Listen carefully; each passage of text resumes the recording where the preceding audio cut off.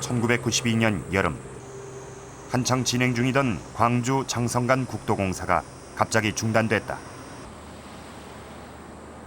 공사 중단의 원인은 유적지, 대량으로 쏟아지는 유물들 때문이었다. 무려 2000년 전의 유물들.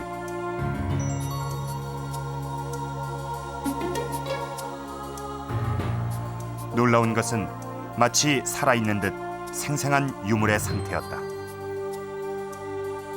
2000년 전, 이곳엔 무엇이 있었던 것일까?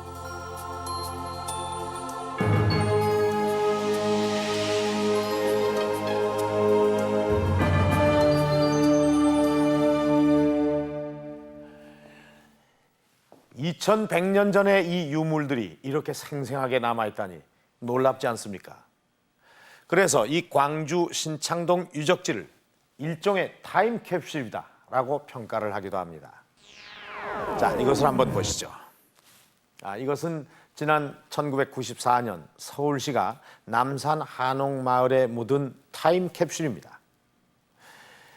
서울시가 요즘의 생활상을 알아볼 수 있는 600개 품목을 정해서 그러니까 400년 후, 그러니까 2394년에 개봉을 하도록 묻었다고 하는데요.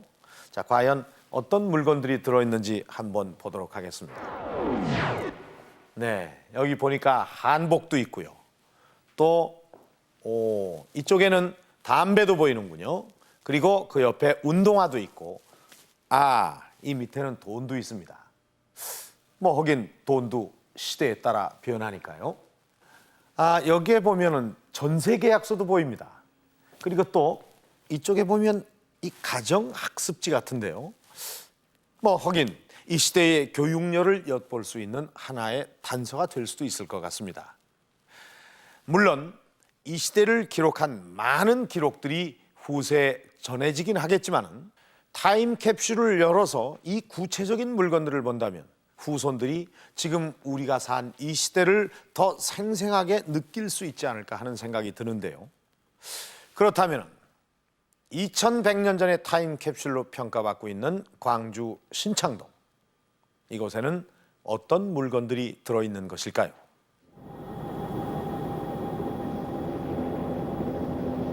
광주의 북서쪽, 영산강의 상류 극락강을 배우러 호남고속도로와 국도 1호선이 만나는 지점에 위치한 광주 신창동.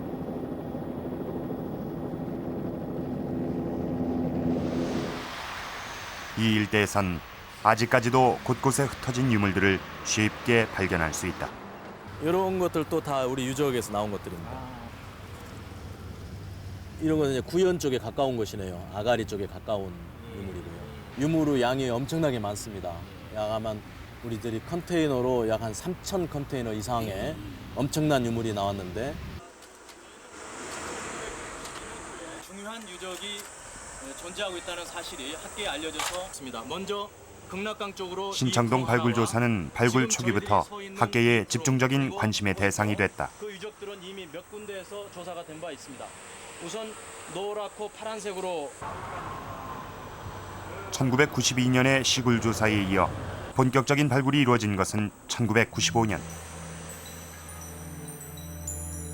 막상 모습을 드러낸 발굴 현장은 누구도 예상하지 못했던 것이었다. 마치 일부러 쏟아붓기라도 한 듯 한 곳에서 복잡하게 모습을 드러낸 유물들. 그것은 지금으로부터 2000년 전의 것들이었다.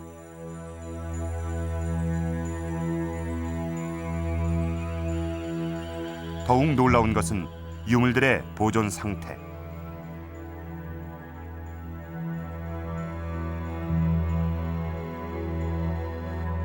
쌀이비를 비롯한 각종의 목재 유물들이 거의 원형의 상태를 그대로 유지하고 있었다.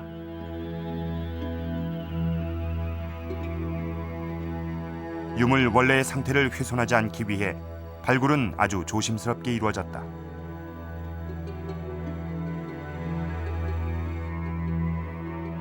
95년에 이어 97년에도 2차례 실시가 돼 발굴은 모두 3차례에 걸쳐 이루어졌다.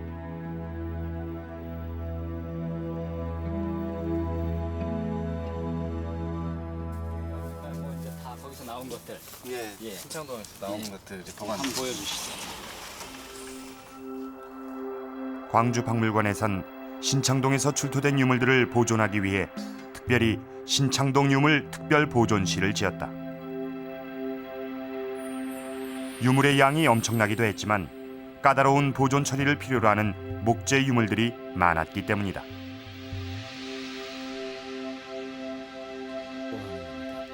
예, 이 과정은 목재 유물 보존 처리 전 단계로서 미생물 방지를 위한 응급 처리 단계. 우리나라에서 2000년 전의 목재 유물들이 이렇게 다량으로 발굴된 것은 광주 신창동이 처음이다. 목재 유물들은 쉽게 썩어버려 남기가 어렵기 때문이다.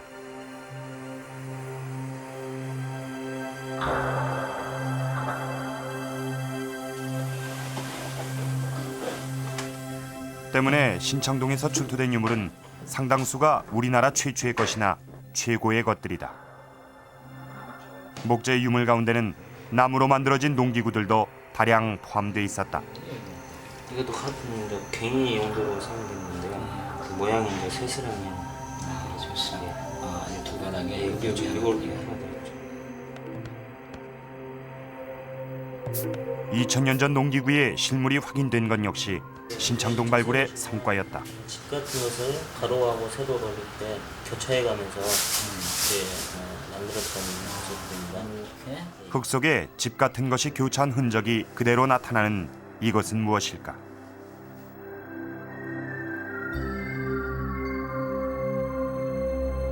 시골집에서 흔히 사용하던 자리방석으로 추정된다.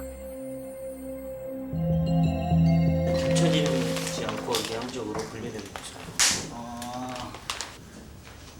나무로 만든 테두리 2개가 고스란히 흙 속에 묻혀 있기도 했다.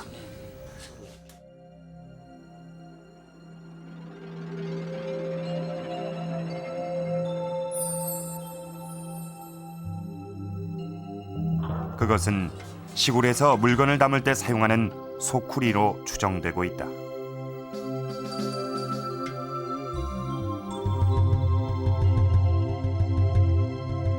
그러니까 목기로 만든 거의 모든 자료들이 신창동에서 출토가 된 셈이죠. 이런 것은 우리 고대에, 지금은 사라지고 없지만 고대에 우리나라의 그 목기 문화가 매우 융성하게 발달하고 있었다라고 하는 점을 보여주는 구체적인 자료라고 할 수 있겠습니다.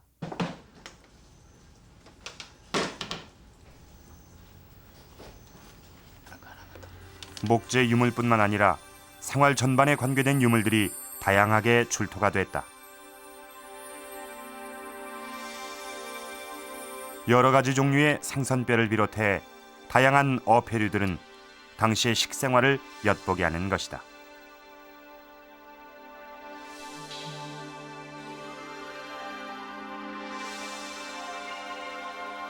조개, 다슬기, 우렁이 종류들이 출토되었고 이런 종류들은 당시 영산강 유역에서 자생하고 있었던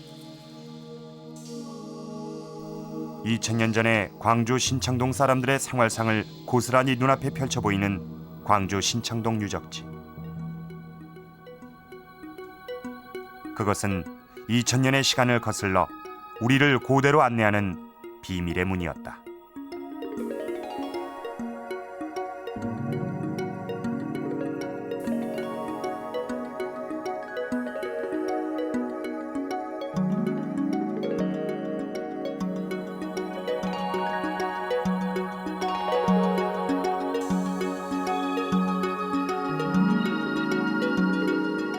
(2100년) 전의 타임캡슐 신창동 유적지.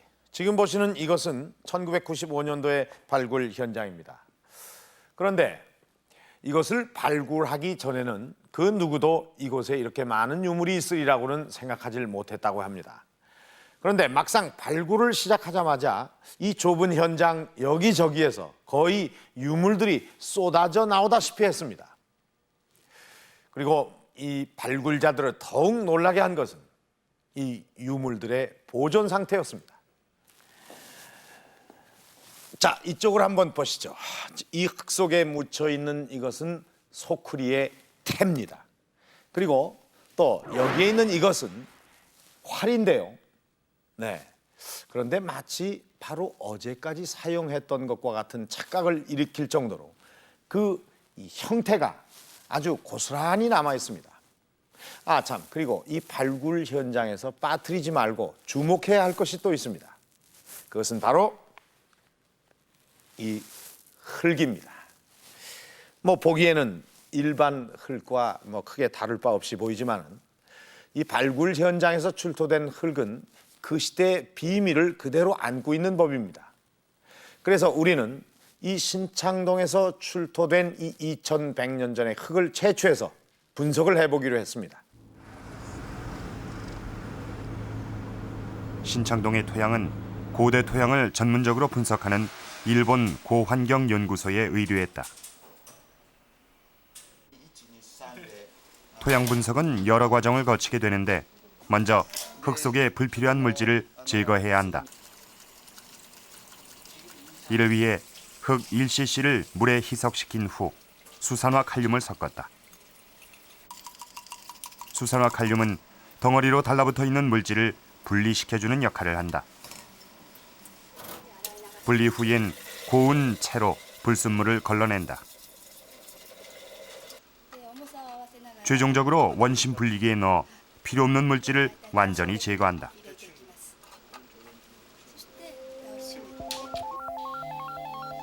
이렇게 해서 플레 팔레트를 만들면 본격적인 분석 작업에 들어갈 수 있다.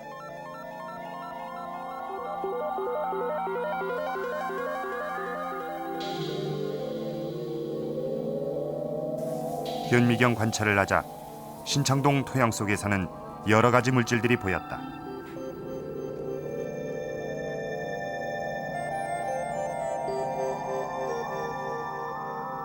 これ見てもらうと分かるようにさっきよりも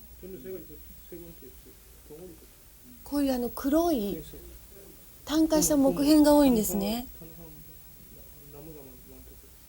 これはね分解作用がよく進んでいるところはこういうふうに見えるんですよ。さっきの2番の方は 계속 관찰을 해가자 원형을 간직한 물체가 드러났다. 소나무의 꽃가루였다. 2개의 바람주머니도 달려있다.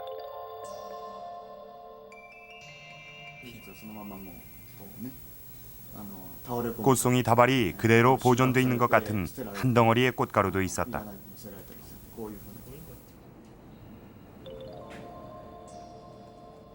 그 외에도 다양한 종류의 꽃가루와 풀이 모습을 드러냈다.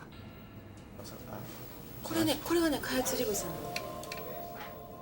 신창동 토양 속에 섞여 2000년을 내려온 꽃가루들. 그것은 대부분 사람이 모여 생활하는 주변에 자생하던 것들이었다. まず樹木の種類と草の種類ですね、それはですね人がですね、自然ではなくて人が生活しますとその周囲に多いものが検出されたということになります。だからですね、環境といたしましては自然の状態ではなくて人が生活している周囲の草ですねまたは樹木が多いというのが特徴になってきます。 계속된 현미경 관찰에서 매우 흥미로운 것을 발견했다.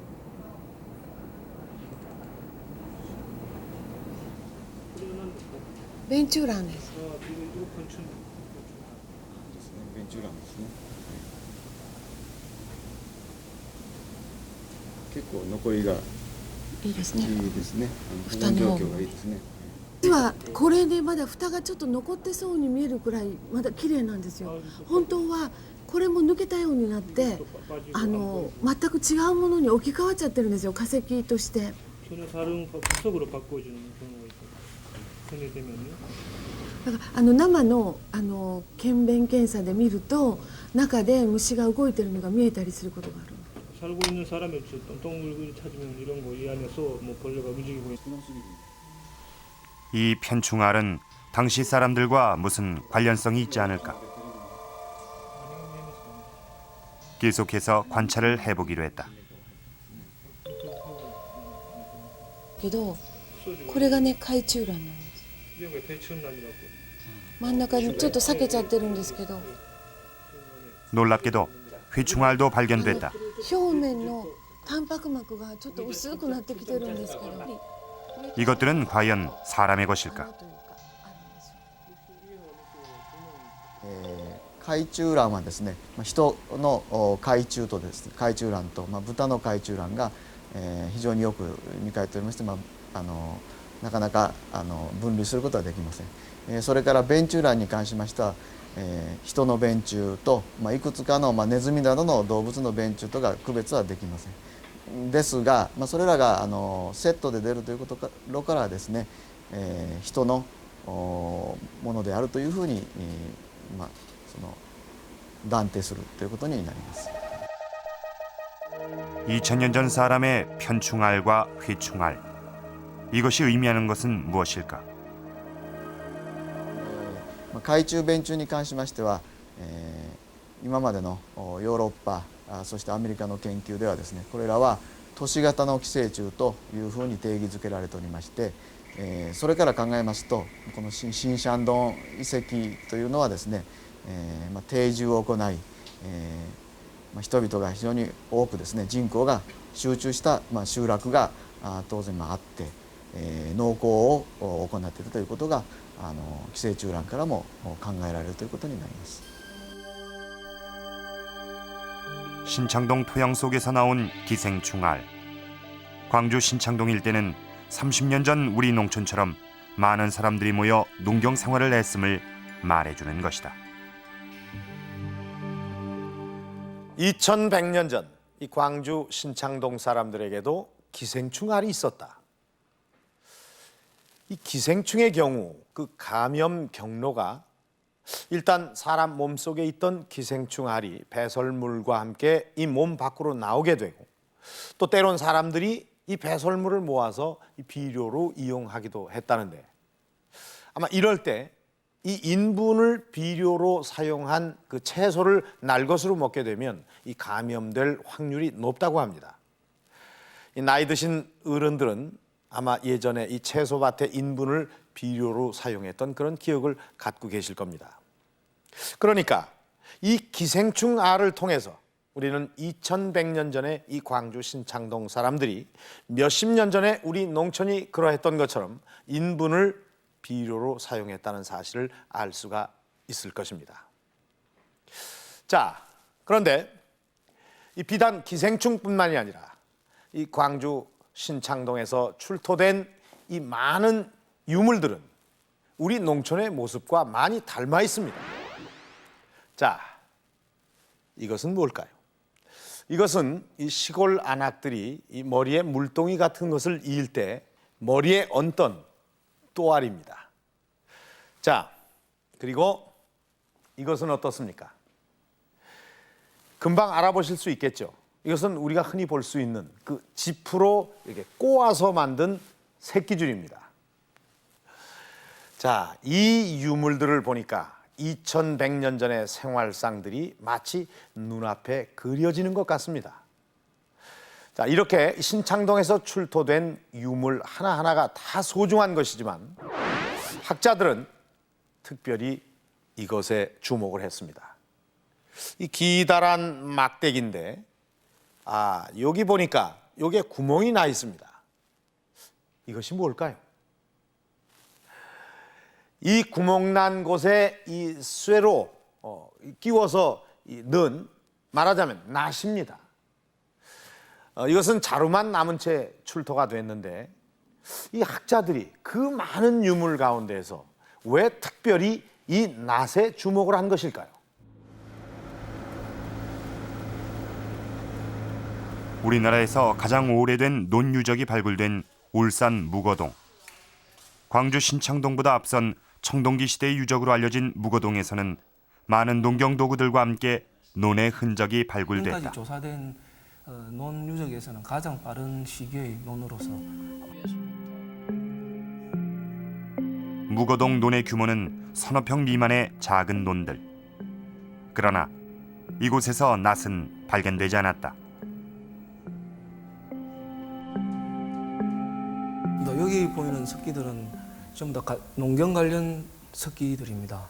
저 위에 보이는 타제 석구는 뭐 대체로 땅을 파는데 아마 사용됐던 것으로 추측이 되고, 보이는 반울형 석도는 수확직에 이삭을 자르는 것으로 생각이 됩니다.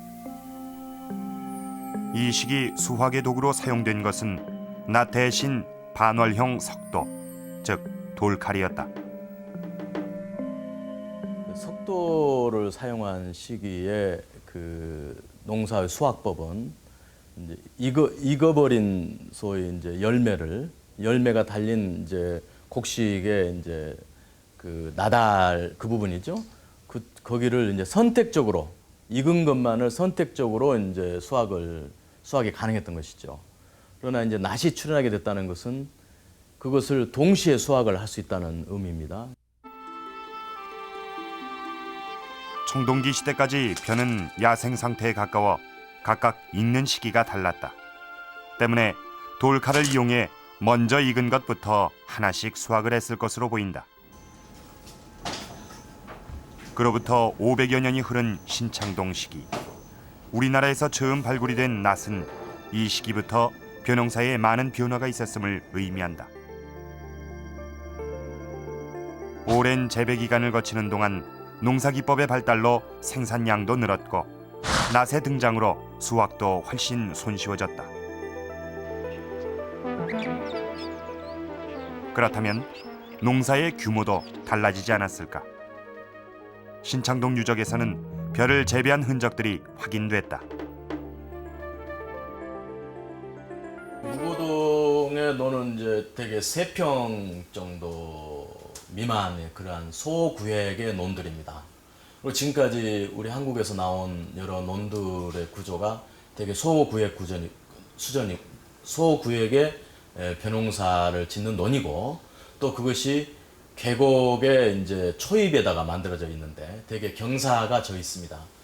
이러한 것은 이제 그 논의 개척면에서 가장 쉬운 방법을 이제 택하고 있다는 것을 알 수가 있습니다. 물론 신창동 유적에서 저희가 그 흔적을 확인한 수전 같은 경우는 보다 더 넓은 면적일 거라고 생각을 합니다. 최소한 뭐 6평 내지 7평 그 이상일 가능성도 충분히 있다고 생각을 합니다. 그렇다면 신창동 시기 벼의 재배량은 어느 정도나 됐을까? 발굴 당시 발굴자들을 깜짝 놀라게 했던 것 중에 하나가 왕겨층의 존재였다. 왕겨층은 발굴 현장 전체에 띠를 형성하고 있었는데 높이가 155cm를 넘는 곳도 있었다. 이런 벼 껍질층의 발굴은 세계에서 유례가 없는 일이다. 신창동 시기가 되면은 거의 우리나라 전역에서 쌀이 재배가 됩니다. 그리고 그 쌀들의 재배량은 아마 그 낫이랄지 여러 이제 농기구의 보급이 이제 확산이 되기 때문에 재배량은 굉장히 그 확산됐을 거라고 추정을 하기 때문에 거의 쌀을 많이 가지고 있는 집단이 신창동 집단이었다면 굉장히 소위 이제 부유한 윤택한 생활을 유지했을 가능성이 있고, 신창동에서 출토된 낫을 비롯한 각종의 농기구들. 그것은 최근까지 우리 농촌에서 사용하던 농기구들과 크게 차이가 나지 않는 농기구들이 2000년 전 이미 등장했다는 것을 알려준다.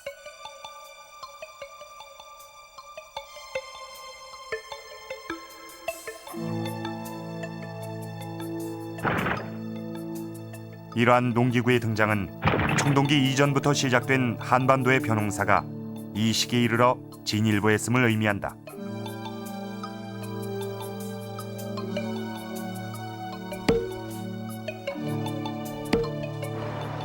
그렇다면 이 시기 재배하던 벼의 종류는 어떤 것이었을까? 신창동에서 출토된 탄화미를 분석해보기로 했다. 신창동에서 가져온 하나미하고 씨앗인데 한번 봐주십시오. 2000년 전 건데 まあ、 얼마나 2000年前のものなんですけど相当状態がいいと言えるんですか。ああいいですね。あこれだけね状態のいい単価米はね損はありません。 이렇게 상태가 좋은 단함에는 아주 드물 극히 드물다. よく残っています。 잘 남았다고 잘했다고. とだって3、4、5、6 いいねだねこれ。 분석을 위해 가지고 간 탄화미 가운데 상태가 제일 좋은 것을 골라 DNA 추출을 하기로 했다.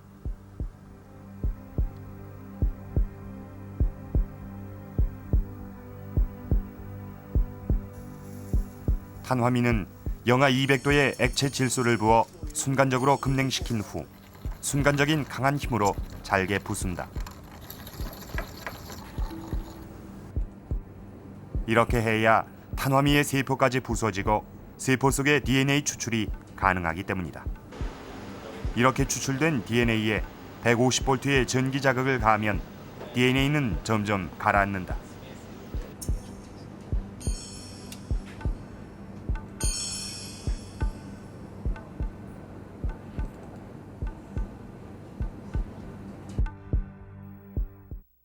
(45분) 후 DNA가 멈춘 지점으로 벼의 종류를 파악하게 되는데 이 실험을 통해 벼의 종류가 요즘 우리가 먹는 짧은 쌀, 즉 자포니카인지 열대지방에서 먹는 쌀인 인디카인지를 판별하게 된다.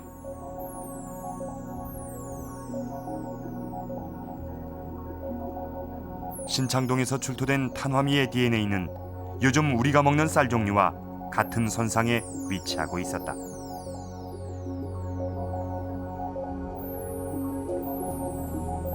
それでじゃあ新ちゃんとの稲はどうかって見てみますと、これはバンドの位置がここで、これは明らかにこの比較の対象と比べてみるとジャポニカの位置と同じところにあることが分かります。したがって2000年前の新ちゃんとの人たちはジャポニカの稲を作ってたんだということが分かるわけですね。 2000년 전 광주 신창동 사람들이 재배하던 벼도 지금 우리가 주식으로 먹는 쌀과 같은 종류인 것으로 밝혀졌다.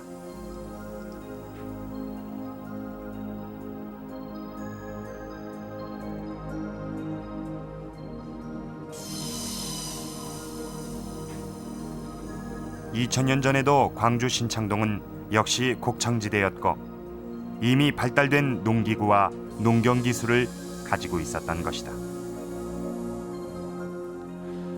사실 이 보통의 발굴에서는 이 벽시가 한두 개만 발견이 돼도 아주 소중한 유물로 취급이 된다고 합니다. 그런데 이 신창동에서는 무려 155cm의 왕겨층이 발견이 돼서 학계가 깜짝 놀라기에 아주 충분한 일이었습니다. 이 실제로 이 신창동의 이 왕겨층은 너무 많아서 그냥 일반 토양으로 취급을 해서 다시 덮었고 이 연구에 필요한 일부만을 그 유물로 수습을 했다고 합니다. 그렇지만 이 구체적으로 어느 정도 규모의 농사를 지었는지 알기 위해서는 앞으로 이 논유적의 발굴과 더불어 이 왕겨층에 대한 보다 구체적인 연구가 진행돼야 한다고 합니다. 이렇게 이 신창동 출토 유물들은 그 하나하나가 우리 고대사의 비밀을 풀어가는 열쇠가 되는 것입니다. 자, 이것을 한번 보시죠. 약간 이 파손이 되긴 했지만은 비교적 원형이 그대로 유지되고 있는 이것은 그 용도가 무엇인지 아직까지 파악이 되질 않았습니다. 그런데 이 형태로 봐서는 청동거울과 아주 비슷해서 이 재래의식 같은 때 이 지도자가 이 청동거울과 같이 상징적으로 몸에 지니던 것이 아니었을까 추측을 하고 있는데요. 자, 여길 보시면 이 유물에는 이 까만색의 지금 무늬가 그려져 있습니다. 비교적 정교하게 그려져 있는 이 까만색의 문양. 자, 이 까만색의 이 물질은 과연 무엇이며 이것이 간직한 이 신창동의 비밀은 과연 무엇일까요?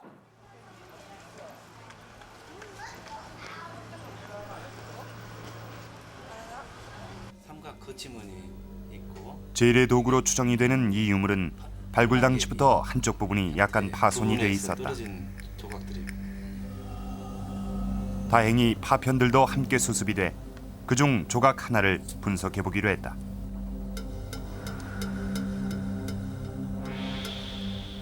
그 목재 위에 뭔가가 칠해져 있는 것이 보이는군요.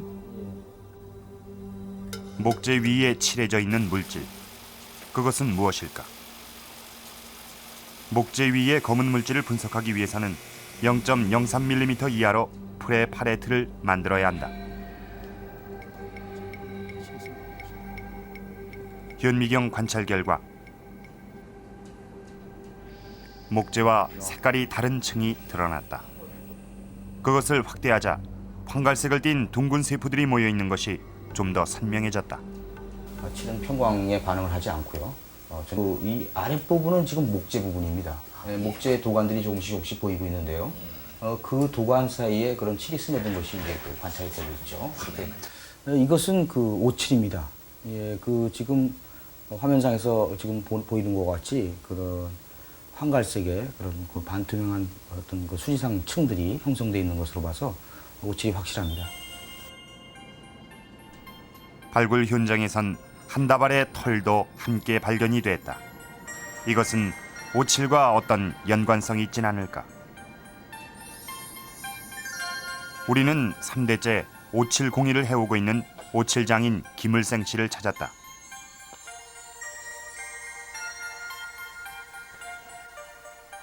그리고 그가 사용하고 있는 붓에 주목했다.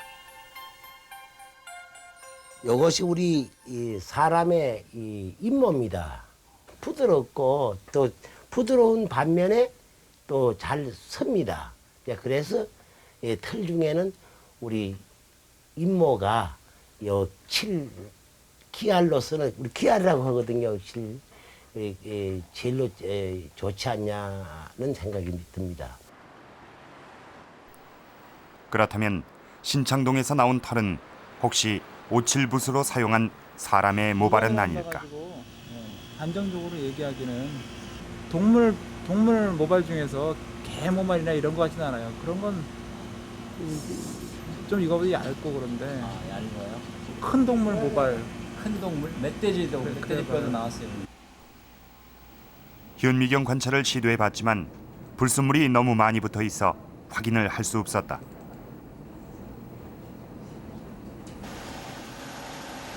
불순물 제거를 위해 초음파 세척까지 거친 후 광학 현미경으로 모관을 100배로 확대했다.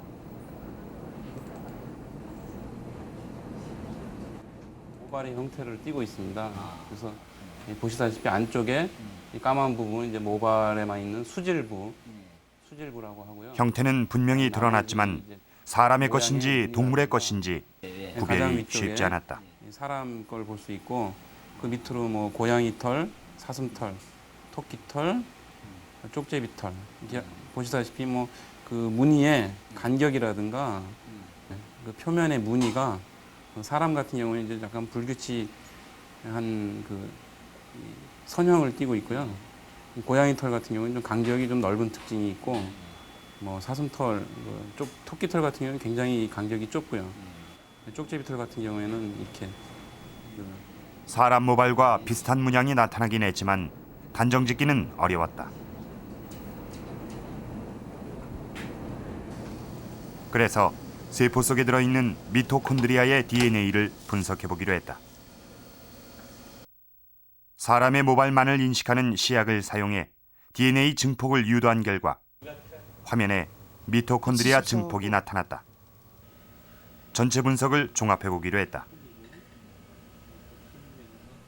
증폭이 되는 것은 사람 아니면 증폭이 안 되거든요. 그래서 아까 그 결과를 보시면은 그 증폭이 된 것을 알 수 있었죠. 그 미토콘드리아 DNA도 마찬가지로다가 증폭이 돼서 염기 서열을 결정할 수 있었거든요. 그래서 이 결과를 종합해서 보면은 그 의뢰된 그 모발은 분명히 사람의 모발이 맞다는 것을 알 수 있습니다. 그렇다면 다발로 발견된 인모는 칠붓이었던 것일까? 칠이 묻어있는 다양한 그릇들. 이 둘은 어떤 관계가 있는 것은 아닐까? 칠기를 담았던 그릇들이 나오고 또 칠기를 덜어서 썼던 요즘 그림 그릴 때 썼던 팔레트 모양의 그런 이제 그 칠이 묻어 있는 그 그릇들이 나왔습니다. 그러니까 이 자리에서 목기를 만들고 칠하고 그런 내용도 우리가 확인할 수 있었던 거죠. 그랬기 때문에 뭐 공방이라는 건 거의 의심할 바가 없다 이렇게 생각이 됩니다. 이외에도 가공이 안 된 원목을 비롯해 가공 중인 제품이 발견된 것, 그리고 요즘 쓰는 테이프같이 생긴 나무 테이프가 여러 개 발견된 것도 공방이었음을 증명하는 요소 중에 하나다. 뿐만 아니라 이 일대는 대대로 오칠과 관계가 깊었다고 한다. 신창동 유적지 배후에 있는 극락강은 예로부터 칠천으로 불렸고, 강 하류에는 칠석동이란 이름의 마을도 존재한다. 표지석에 의하면 이 마을은 삼한시대 이래 계속 사람이 살았던 곳이라고 한다. 이 칠석동이라고 하는 것이 결국 신창동 유적에서 나오는 많은 칠이 나왔다는 것과 그 옆에 흐르는 강이 지금은 극락강이라고 그러는데 원래 칠천이었고, 또 그 강이 흐르는 하류 쪽에 가서 칠석동이 있다는 것이 바로 이것이 다 연계가 되는 것이 아닌가 하는 추정을 해봅니다. 그렇다면 2000년 전 신창동 공방에서 만들던 칠기 제품은 어떤 것이었을까? 여러 가지 칠 제품 중에 특히 칠기 칼집은 한눈에 보기에도 아주 고급스러운 제품으로 보였다.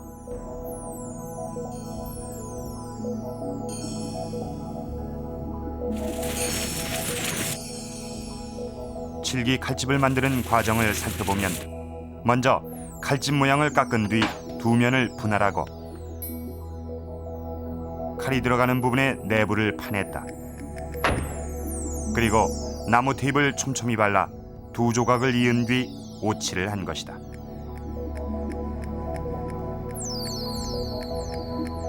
목기를 만드는 공방에서 직접 이렇게 목기들을 제작을 하고 오칠도 하고 이래서 그 제품을 만들어내던 곳이다 라는 걸 이제 확인할 수가 있었는데, 칠기는 이제 이렇게 장식적인 효과를 갖고 있기 때문에 이제 고급 제품에만 사용이 됩니다. 이 고급 제품을 만들기 위해서는 어떤 전문적인 집단이 있었다고 봐야 됩니다. 이렇게 고급스러운 오칠 제품을 생산하던 2000년 전의 신창동. 그곳은 당시의 첨단적인 농공단지였던 셈이다. 농경 생활을 바탕으로 했던 2100년 전의 신창동. 이곳에는 이 전문적인 생산 집단인 공방이 있었다는 것인데, 자, 지금 보시는 여기는 당시 공방의 모습을 대략적으로 추정을 해본 것입니다. 이 신창동 유적지는 이 지형이 이 주변보다도 낮고, 또 보시는 것처럼 앞에는 이렇게 물웅덩이가 있었다는 것인데, 이 발굴 과정에서 채 가공이 되지 않은 상태의 목재가 여러 개가 나왔는데, 학자들은 이 목재가 이 공방에서 가공하기 전에 가공하기 쉽도록 이 물이 고여 있는 웅덩이에 띄워두었던 것이 아닌가 추정을 하고 있습니다. 자, 아마 뭐 이런 곳에서 작업을 했겠죠. 실제 발굴 과정에서 이 흙 속에 다량으로 함유되어 있는 이 도끼밥이 발견이 돼서 이런 것으로 봤을 때 이곳은 의심할 것 없는 그 공방으로 밝혀졌습니다. 이 신창동에서 이렇게 많은 유물이 쏟아져 나온 것도 바로 이곳이 공방이었기 때문에 가능했을 것으로 추정이 됩니다. 그런데 이렇게 많은 유물 중에서 그 용도가 무엇인지 알 수 없는 것들이 있습니다. 자, 지금 보시는 이것도 그 중에 하나입니다. 이것의 용도는 과연 무엇일까요? 언뜻 보기엔 신발의 모양을 닮은 듯한 유물. 또 이게 바닥면이고, 이게 이제 발가락에 해당되는 그 부분이고요. 고기는 그럼 나무를 통으로 깎아 만든 이것의 용도는 무엇일까? 유물의 길이는 250cm 정도, 높이는 60cm 정도에 달했다. 똑같은 크기의 복제품을 만들어 전문가들에게 문의를 해보기로 했다.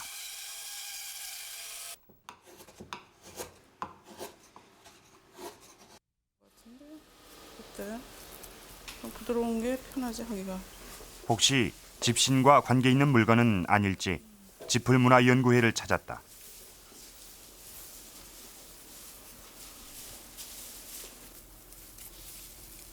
한번 봐주실래요? 이게 예. 뭐 만들 건지. 네. 글쎄 제가 보기에는 집신꼴로 보기는 어려울 것 같아요. 삼국사기에 보면은 이미 가죽신을 신었다는 것이 있고, 그다음에 마리신이라고 그래가지고 삼으로 집신을 삼아 신었다는 기록이 있고, 이런 거로 봐서 지금 우리가 알고 있는 신발 종류가 다 그때 이미 신었다는 얘기인데, 집신꼴로 보기에는 좀 무리가 있는 것 같습니다. 예, 이게 집신꼴을 박아놓은 모양입니다. 뒤축이 집신꼴이란 집신의 모양을 가다듬을 때 쓰던 신발의 모형으로 집신꼴의 경우 앞축과 뒤축이 분리돼 있다. 그러면은 신꼴을 이렇게 박고, 그다음에 이제 뒤축을 박고요. 또 이런 것들을 하나씩 넣어서 팽팽하게 만들죠. 이거를 모양을 갖추기 위해서. 그러면 부족할 때는 이런 걸 좀 더 보태서 이런 걸 두드려 가지고 여기 팽팽하게 하고, 그다음에 이런 거로 이렇게 모양을 잘 잡아요. 잘 잡고 이렇게, 그다음에 이제 털도 뽑고. 그래서 그렇다면 집신꼴과는 모양이 다른 신창동 출토 유물의 용도는 무엇일까? 이번엔 3대를 이어 가죽신을 만들어 오고 있는 가죽신 장인 황해봉 씨를 찾았다.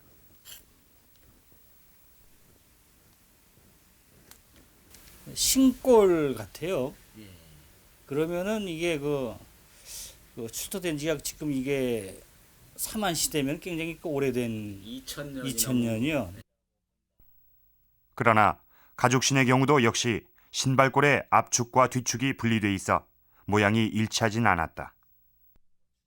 어떤 모양새가 그때 당시에는 그 문헌에 보면은 이 초리 또 흠리라고 해서 집신이나 이 가죽신을 신었다 그러거든요. 근데 가죽신을 신었다 그러지만은 지금 이 신보다는 좀 이렇게 좀 엉성한 그런 이제 신발들이 이제 발을 보호하는 그런 뜻에서만 그냥 신었던 것이 지금처럼 이렇게 뭐 모양이나 맵시 같은 건 아마 안 나섰겠죠. 그래서 그때 쓰던 그 신골 같네요. 예, 50mm 정도.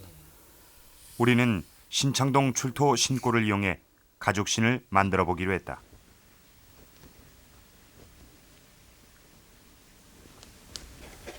지금도 가죽신의 재료로 많이 쓰이는 것은 사슴가죽. 신창동에서도 사슴뼈가 발견됐다.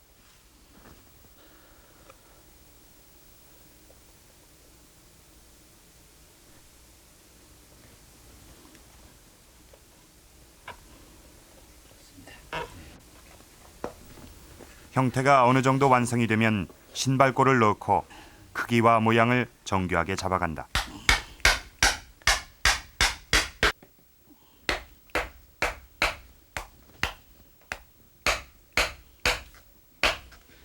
이제 이거 다 이제 이거 골 박아가지고서 신발 이렇게 형태가 이제 이렇게.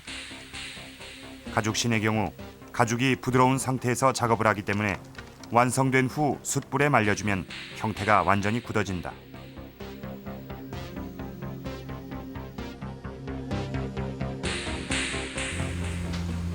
가죽신을 신었던 2000년 전의 사람들. 그들의 옷차림은 어떠했을까? 신창동에선 옷감을 짜는 데 사용된 것으로 보이는 도구들도 많이 출토가 됐다. 특히 배틀의 도구인 바디는 우리나라에서 처음으로 발견된 것이다. 이것은 2000년 전 이 지역에 이미 배틀과 같은 직조기구가 있었음을 증명하는 것이다. 여기 이제 보시면은 약간 그 배를 짤 때 그 자국이 남아 있는데 출토된 바디에는 실자국이 선명히 남아 있었다. 얼마나 될까요, 여기가? 40cm가 좀 넘을 것 같습니다. 폭 40cm 이상의 넓은 비를 짰던 것이다.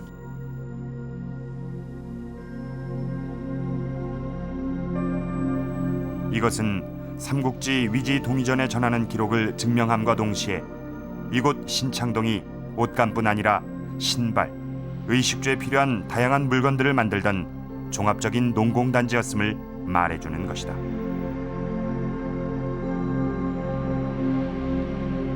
여러분들은 2000년 전의 사람들이라고 하면 어떤 생각들을 하고 계셨습니까? 혹시 이 짐승의 가죽으로 이 몸을 약간만 가린 채 사냥이나 하는 원시인, 이런 상상들을 하고 계시진 않으셨습니까? 그러나 이 신창동 출토 유물들은 그것이 사실이 아니라는 것을 증명을 해주고 있습니다. 2000년 전의 사람들도 이렇게 베옷을 입고 가죽신을 신었다는 것이죠.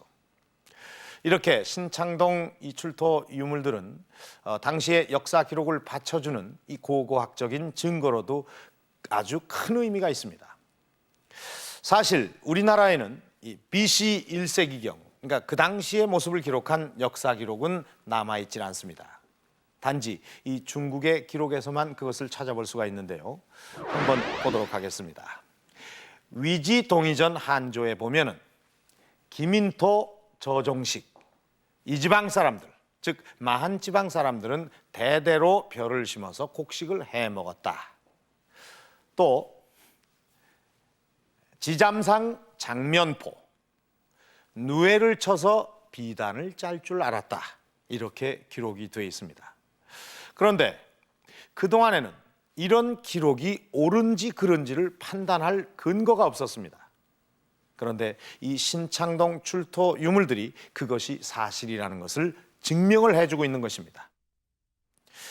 이렇게 중요한 의미를 가지고 있는 이 신창동 유물. 자, 그런데 이 신창동 출토 유물들이 어떻게 그렇게 오랜 세월 동안을 그 형태가 흐트러짐 없이 고스란히 남아 있을 수 있었을까요? 그렇게 많은 유물들이 고스란히 보존될 수 있었던 이유는 신창동 유적지의 독특한 지형과 관련이 있다. 그다음에 신창동, 이 신창동 유물이 나온 지역은 현재는 그 습지 상태는 아닙니다. 그 육화된 땅인데요. 그 속에는 저습지층 퇴적층이 있어요. 저습지를 알려주는 그러한 유기물층들이 있는 거죠. 바로 신창동 유적지의 내부가 저습지란 것이다.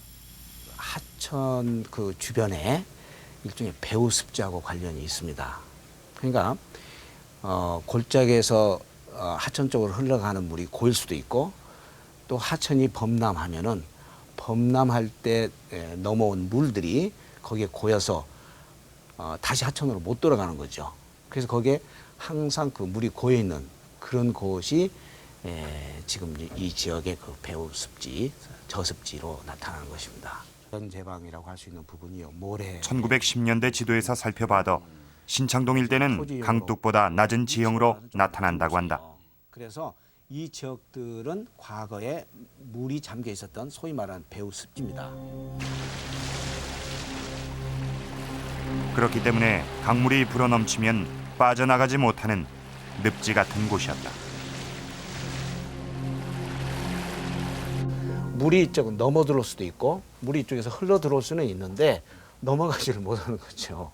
그래서 이런 지역이 이제 습지 상태로 남아 있었고, 신창동 그 유물이 나온 지역도 이런 과정을 통해서 생긴 저습지입니다. 그러나 장기적으로 볼 때는 배후에서 토사가 이동돼서 메꾸고, 또 하천이 범람할 때 그 범람하는 그 토종물들이 일부에 와서 또 더해지고 해서 장기적으로 봐서는 이 지역이 메꿔진 거죠. 그렇죠.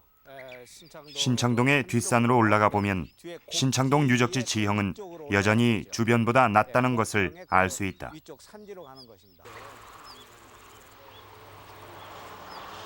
산에서 내려가는 계곡의 끝자락이 바로 유적지다.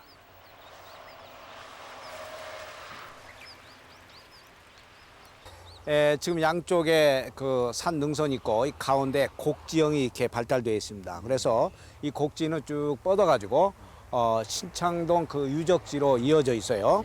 그러니까 물이 흘러서 그 신창동 유적지로 갔을 것이고 거야 더 낮은 그 습지로 만들어질 수 있었던 것은 이 곡지가 있었다는 이야기가 되는 거죠. 이 곡지가 만들어준 거죠. 그리고 그 신창동 유적지 그 주변에 배후 산지가 이쪽 지역입니다. 이렇게 쭉 돌라서 지금 다 산지죠. 그래서 이런 지역들이 사람들이 살기 좋은 그런 곳으로서 2000년 전의 신창동은 요즘 농촌에서도 흔히 볼 수 있는 마을. 뒤에는 나지막한 산이 있고 주변에 논밭이 있으며 작은 강을 끼고 가운데 저수지가 있는 마을이었을 것으로 추정된다. 그런데 발굴 당시 층 위를 보면 일정한 퇴적층 아래에서만 유물들이 대거 발굴되고 있다.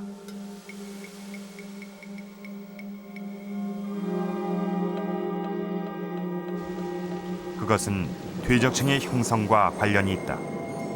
어느 날 홍수가 밀어닥쳐 저습지 주변의 생활터전을 한꺼번에 쓸어갔다. 이어 곧바로 강한 햇빛이 내리쬐면서 지표는 굳게 되고 그 아래는 물기를 머금은 채 남게 된다. 이런 과정이 몇 번 반복이 되면서 유물층이 형성이 됐다.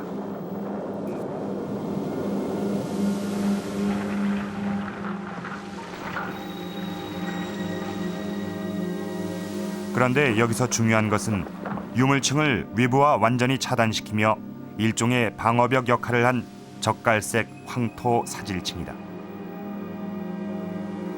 유적지 위쪽의 산에서는 이런 토지를 지금도 쉽게 찾을 수가 있다. 황토들이 빗물에 씻겨서 곡지를 통해서 이동돼서 그 저습지 바닥을 메꿀 수도 있고 또 그 자체가 이런 그 토양을 가지고 있을 수도 있죠. 예. 어쨌든 이렇게 그 산화철을 많이 가진 이런 황토가 그 밑에 깔려서 물이 그 위에 고일 수 있었고 거기에 저습지가 형성이 된 거죠. 그래서 이제 그 위로 이제 저습지 퇴적층들이 이제 쌓여 있는 그런 모습을 우리가 볼 수가 있습니다. 산에서 씻겨내린 이 단단한 황토 사질층은 위아래에서 유물층이 외부와 접촉하는 것을 막았고 그 결과 2000년 동안 유물이 유적지 내부에 고스란히 남아 있었을 것으로 보인다. 아주 굉장히 그 드라마틱한 그러한 그 층위 구성을 보이고 있는데 그 모래로 덮어버린 그 층위가 존재함으로써 그 하부, 그러니까 그 층위 밑으로 위로부터 새로운 그 소위 유인물들이 들어갈 수가 없게 되고 그 소위 모래층위가 철분이 함유되어 있기 때문에 단단하게 굳은 형태로 나오게 됐기 때문에 그러한 모래층이 밑에 존재하는 유기물층은 일정한 습기를 그대로 유지하기 때문에 그 속에 들어있는 그 목기랄지 또는 왕결할지 기타 뭐 오이씨랄지 이러한 소위 식물성 유기물 재료들을 그런 대로 온전하게 유지할 수 있게 된 셈이죠. 이제 그러니까 소위 산화가 되지 않는 상태의 조건을 유지하고 있었습니다. 이게 신창동 유적의 중요한 특징 중에 하나입니다. 나무가 썩는 것은 공기와 미생물의 작용에 의해서다. 그런데 신창동의 독특한 구조가 공기와 미생물의 접촉을 완전히 차단했기 때문에 나무 제품들이 썩지 않고 무려 2000년의 세월을 견뎌올 수 있었던 것이다.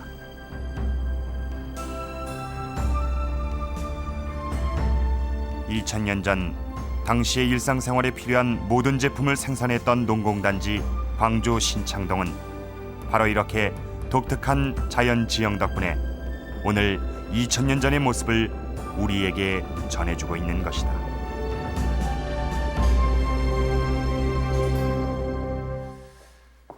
배틀도구, 신발골, 우렁이, 오이시, 또 쌀이비, 그리고 155cm의 왕겨층과 기생충알, 그리고 우리나라에서 가장 오래된 나무로 만든 농기구와 칠기구들이 고스란히 남을 수 있었던 비밀.